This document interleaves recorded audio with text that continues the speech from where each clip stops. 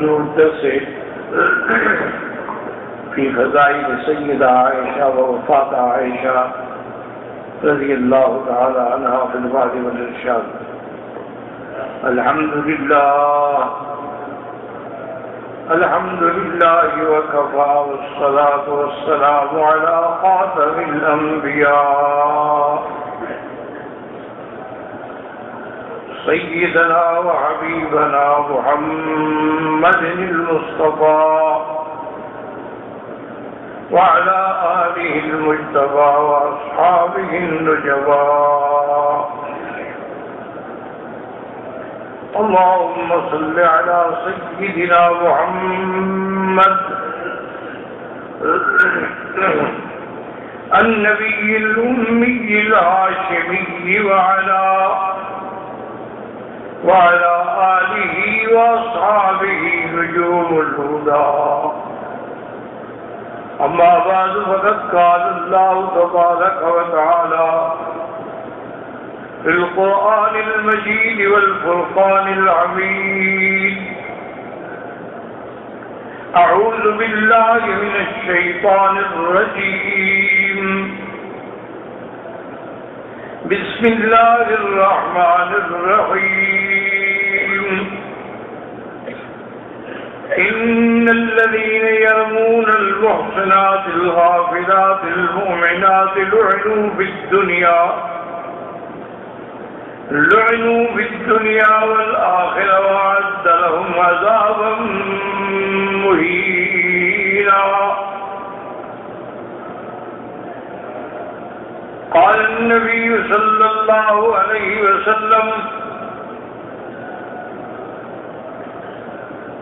كل أمتي يدخلون الجنة إلا من أبى.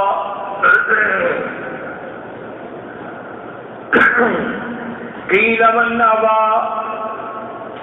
قال: من أطاعني دخل الجنة ومن عصاني فقد أبى.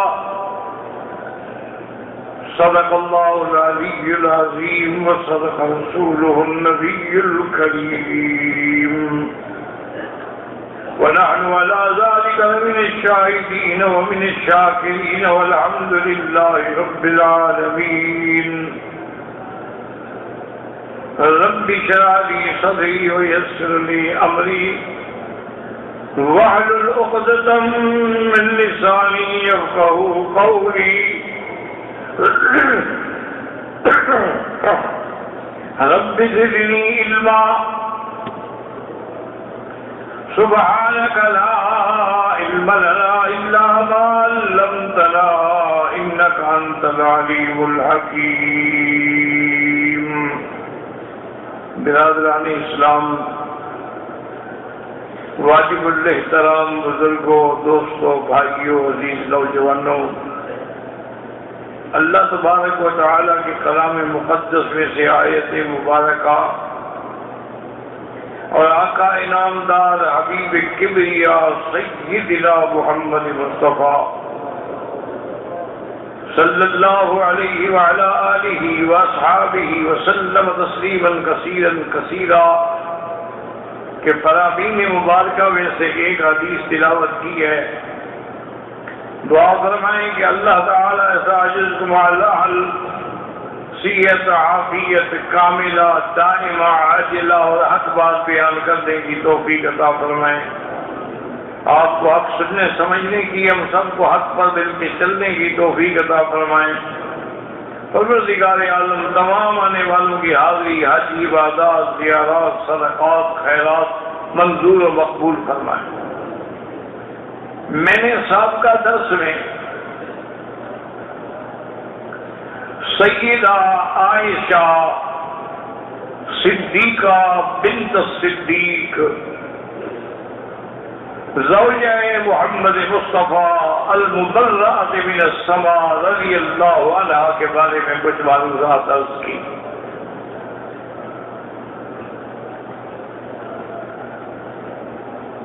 سیدہ عائشہ نے جہاں صحابہ کو دین پڑھایا ہے، یہ معمولی بات نہیں ہوتی کہ 2010 حدیث روایت کی ہوں. اور ان میں 286 تو اس مرتبے کی ہیں کہ جن کو صحیح ہے نے روایت کی. یہ کہہ دینا تو وہ بڑا آسان ہے. ابی موسیٰ اشعری رضی اللہ تعالی عنہ، عبداللہ ابن عباس، عبداللہ ابن عمر، اتنے جلیل القدر صحابہ ان کے شاگرد ہیں، اور 250 تابعین ہیں جو ان کے شاگرد ہیں. اور اس کے ساتھ ساتھ اللہ نے سیدہ عائشہ صدیقہ رضی اللہ تعالی عنہ کے سبب سے حضور کی پوری امت پہ احسان فرمایا. جیسا کہ صحیح احادیث میں قصہ مشہور ہے کہ حضور سفر میں تھے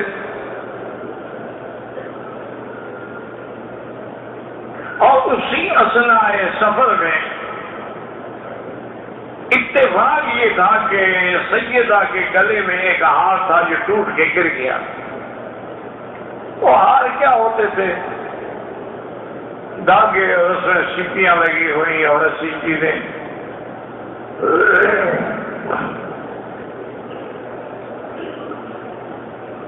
سیدہ صدیقہ نے یہ سمجھا کہ میں جب باہر گئی تھی دور قضاء حاجت کے لیے راستے میں ٹوٹ پڑا. انہوں نے بڑا ڈھونڈا لیکن نہ ملا. تو انہوں نے آ کے حضور سے عرض کیا کہ حضور میں نے تو یہ عاریۃً کسی سے لیا تھا، میرا نہیں آ، اور مجھے اس کو واپس کرنا ہے اور ہار گم ہو گیا ہے.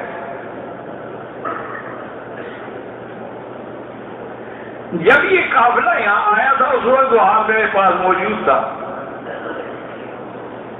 حضور نے قافلہ روک دیا، حکم دیا کہ بھی ہار تلاش. اب اتفاق کی بات یہ ہے کہ جہاں قافلہ ٹھہرا ہوا تھا وہاں پانی ہی نہیں تھا. سارا کے سفر ہوتے تھے، اونٹوں کے سفر تھے اور سہارا تھا، یہاں تک نظر پڑے سہارا ہے، کوئی آبادیاں نہیں ہوتی تھی.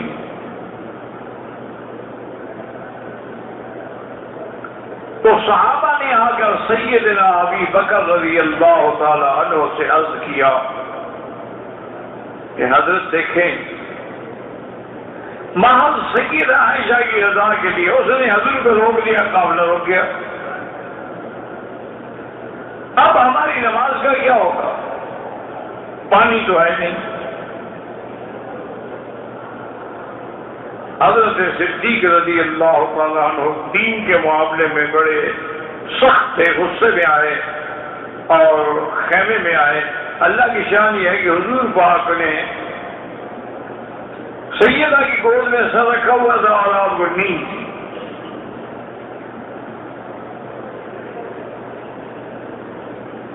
سیدنا ابو بکر رضی اللہ تعالیٰ عنہ نے زور سے گھونسا مارا.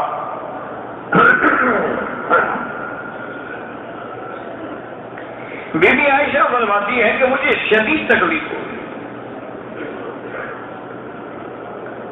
لیکن میں نے اپنے بدن کو رو کے رکھا کہ ہر قطرہ ہو کہیں حضور کے آرام میں خلل نہ آ جائے.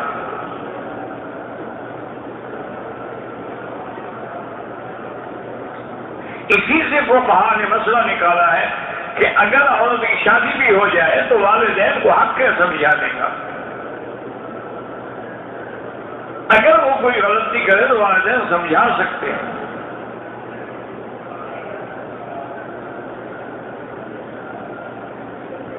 اسی اثنا میں سرکار دو عالم صلی اللہ علیہ وسلم کی آنکھ مبارک بھی کھل گئی. دیکھا کہ عائشہ رو رہی ہیں. پوچھا کیا بات ہے؟ انہوں نے کہا مجھے اس طرح ابا نے مارا ہے.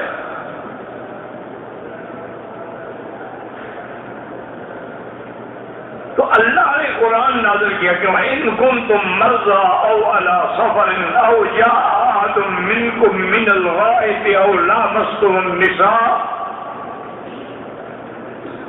فلن تجدوا ماء فتيمموا صعيدا طيبا وامسحوا بوجوهكم وأيديكم.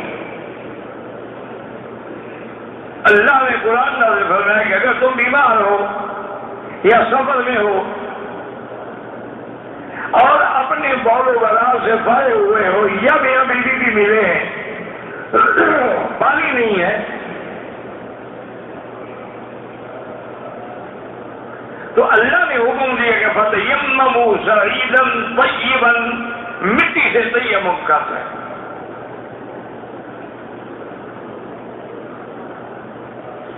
جب یہ آیت نازل ہوئی اور حضور نے صحابہ کو سنائی تو سارے جتنے شرفاء تھے سب خوشی سے دوڑ کے ابو بکر کے پاس جا رہے ہیں، مبارکیں دے رہے ہیں اور کہتے ہیں کہ لیس ھذا بأکبر برکتکم یا آل ابی بکر، یہ تمہاری کوئی پہلی برکت نہیں ہے، اور بھی بڑی برکتیں ہیں، لیکن آج جو اس برکت نے قیامت تک کے لیے حضور کی امت کے لیے راحت پیدا کر دی.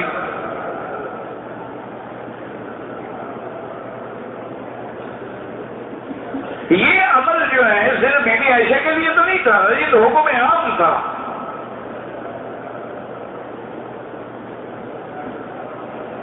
اور اللہ کا کتنا بڑا احسان ہے کہ انسان جنب کی حالت میں ہے، غسل کی ضرورت ہے، لیکن مٹی پہ ہاتھ مارا، بس چہرے پہ اور ہاتھ میں اللہ تیمم کی نیت کی اور نماز پڑھ لی.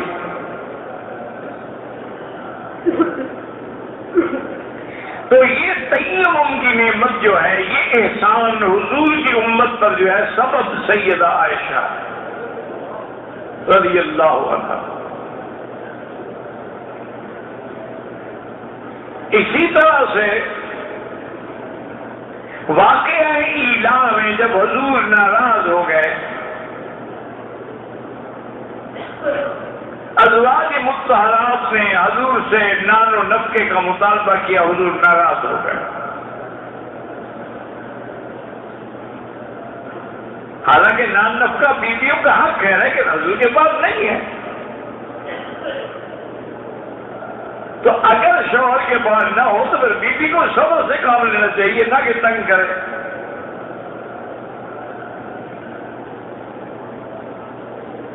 حضور نے بھی قسم کھا لی، اس کو کہتے ہیں ایلا، 1 مہینے تک میں اپنی کسی بیوی سے بات نہیں کروں گا.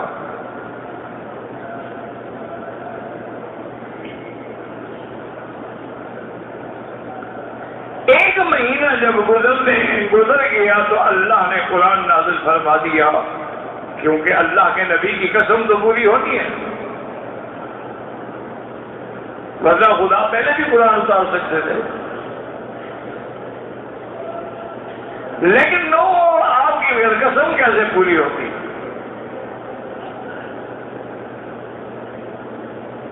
اللہ نے قرآن یا ایھا النبی قل لازواجک ان کنتن تردن الحیاۃ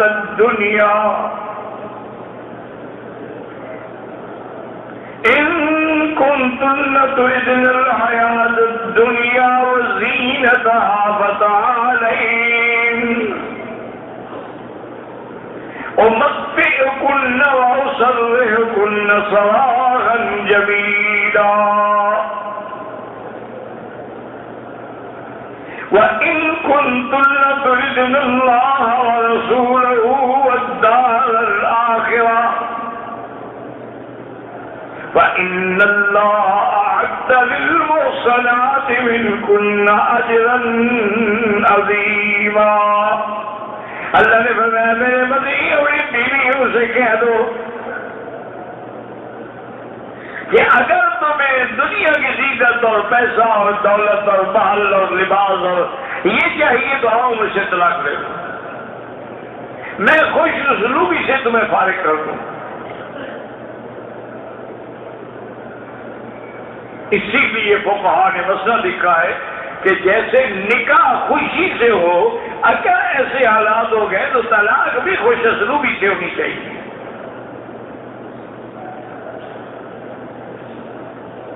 نہ کہ طلاق میں ایک ایسا عظیم فطرہ کھڑا ہو جائے کہ سارا خاندان ہمیشہ کے لیے ایک دوسرے کا دشمن بن جائے. پہلی چیز تو یہ ہے کہ طلاق کی اللہ نے اجازت دی ہے، لیکن یہ بھی ہے کہ طلاق اللہ کو ناپسند ہے.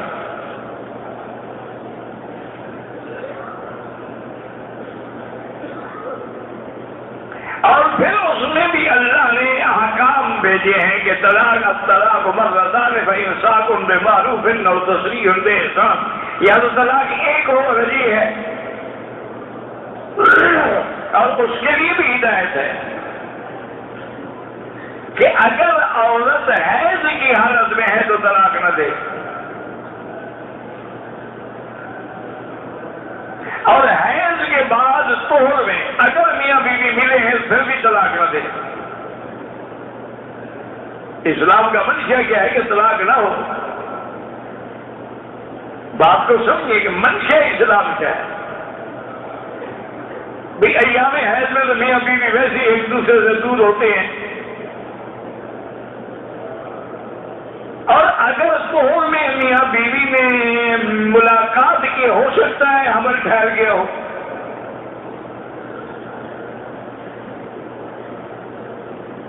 اسلامی احکام کو دیکھیں،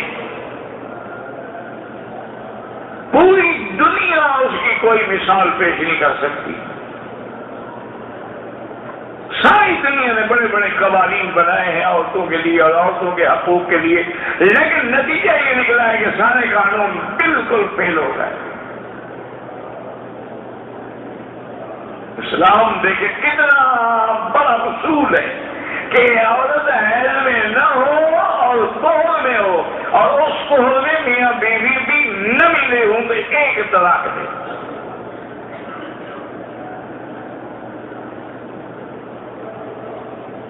ایک طلاق کی عدت جو ہے مثلاً 1 مہینے میں، وہ اگر خاوند چاہے تو رجوع کر سکتا ہے۔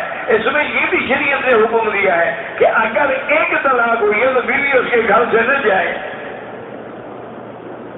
کیونکہ چلی جائے گی تو پھر تو آنکھ ہو جل پہاڑ ہو جل، قریب ہوگی تو کسی وقت انسان کا خیال آ جاتا ہے، سلو ہو جاتی ہے۔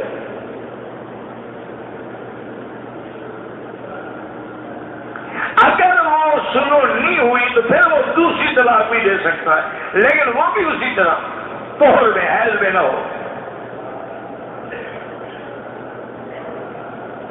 اس کے بعد بھی سلو نہیں ہوئی تو پھر تیسری طلاق دے سکتا ہے، وہ بھی طہر میں ہو حیض میں نہ ہو۔ اگر عورت حاملہ ہے اس کو بھی طلاق نہ دے، کیونکہ تم اگر حاملہ عورت کو طلاق دے کے گھر سے نکال دو گے کون سنبھالے گا اس کو؟ اور اس کے پیٹ میں تیرا بچہ ہے، تیری امانت ہے، تو کچھ تو لحاظ کرو نا۔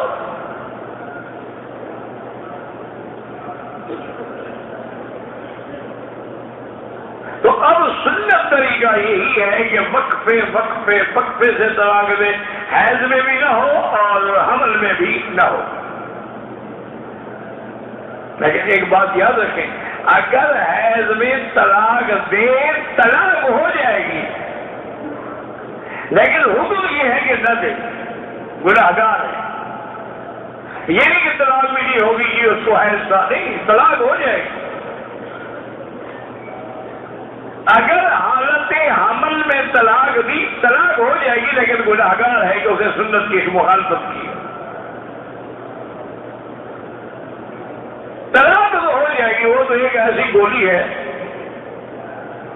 کہ حمل ہو، حیض کی حالت میں ہو، کسی بھی حالت میں ہو، میاں بیوی قریب ہے، دور ہے، کچھ ہے، ثلاث جدہن جد وحضرہن جد، النکاح والطلاق والعقاق، 3 چیزیں ایسی ہیں جن کی حقیقت بھی حقیقت ہے، مذاق بھی حقیقت ہے۔ نکاح، طلاق اور غلام کا آزاد کرنا، یعنی اس نے کہا کہ میں نے مذاق میں طلاق دی تھی، طلاق ہو گئی۔ جیسے آگے کہتے تھے میں نے غصے میں طلاق دی، طلاق ہو گئی، غصے میں دو یا بغیر غصے کے دو۔ اور جی میں نے جب طلاق دی بیوی نے نہیں سنی ہے، سنے نہ سنے، تم نے تو طلاق دے دی ہے، طلاق تیرا حق ہے، بیوی کا تو حق نہیں۔ اور جی ہم نے طلاق کا رجسٹری بھیجی اور اسے واپس کر دی، اور لاکھ دفعہ واپس کرے، طلاق دینے کا حق مرد کو ہے، جب کہہ دیا طلاق ہو گئی۔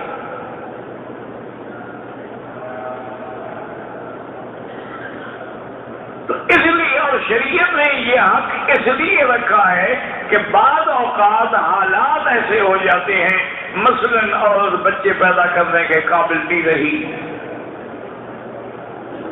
یا عورت میں کوئی ایسا نقص ہے کہ جس میں اس کو بچہ پیدا ہی نہیں ہو سکتا، اب خاوند کیا کرے؟ یعنی اپنی جائیداد کا وارث بھی پیدا نہ کرے، تو اگر وہ برداشت کرے تو ٹھیک ہے، ورنہ طلاق دے سکتا ہے۔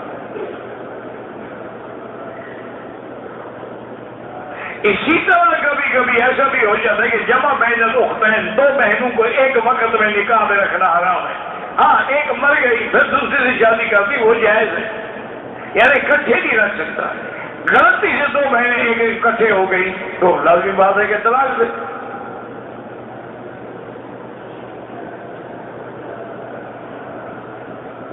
کبھی ایسے حالات پیدا ہو جاتے ہیں کہ قبائل میں دشمنی کا خطرہ ہے، قتل کا خطرہ ہو جاتا ہے، تو ایسے حالات میں بھی لیکن طلاق بھی خوش اسلوبی کے ساتھ دے، بیوی کو کچھ ہدیہ بھی دے، کچھ کپڑے بھی دے اور عزت کے ساتھ اس کو روانہ کرے۔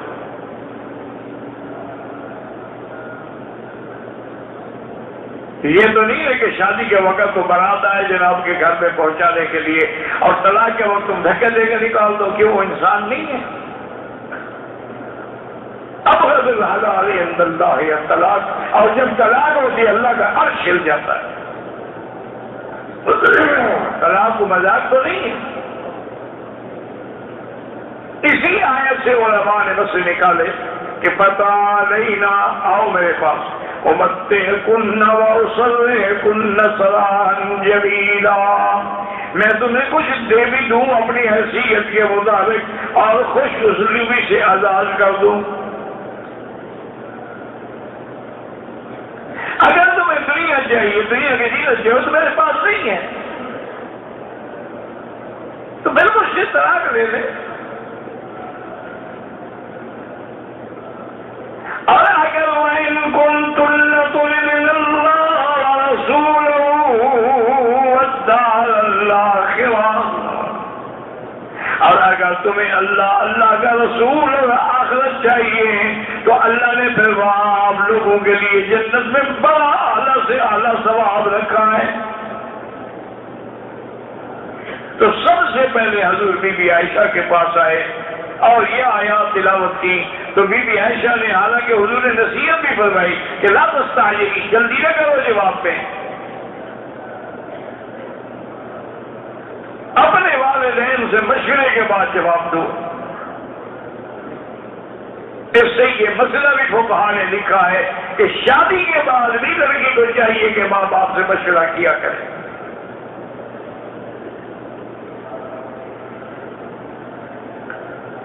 تو عائشہ بول پڑے، انہوں نے کہا یا رسول اللہ فی ھذا، اس مسئلے میں ماں باپ سے پوچھوں؟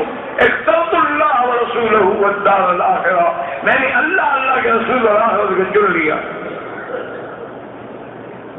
حضور خوش ہو گئے اور پھر ساری بیویوں نے اللہ کے رسول کو چن لیا اور وہ اپنا مطالبہ جو تھا دنیا کا اسے چھوڑ دی، فخر کے ساتھ زندگی گزاری۔ 3 مہینے بی بی عائشہ فرماتی ہے حضور کے سارے گھروں میں آگ بھی نہیں جلتی تھی کہ کیا پکائیں۔ اللہ کے صحابی نے پوچھا کہ ہمارا جان کوئی گزارا کیسے ہوتا تھا؟ فرمایا رسول اللہ التمر والماء، کھجور کے 2 دانے کھا لیے، پانی پی لیے بس۔